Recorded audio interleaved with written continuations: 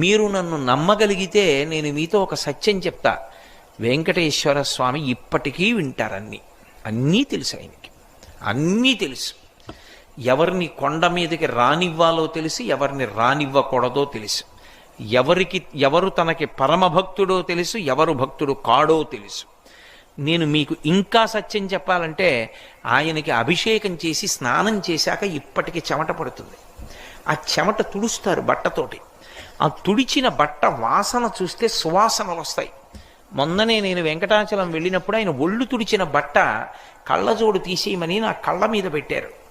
పెడితే నాకు 1.5 గంటల సేపు చల్లతనం వదలలేదు కళ్ళని పట్టుకుని. అంత సువాసనలు వస్తుంది. దివ్యమూర్తి. ఇప్పటికీ ఆరాధన చేసే పెద్దలను అడగండి, వెంకటేశ్వర స్వామి వారిని ముట్టుకున్నప్పుడు పసిపిల్లవాడి శరీరం ముట్టుకున్నంత మెత్తగా తగులుతూ ఉంటుంది అని చెప్తారు.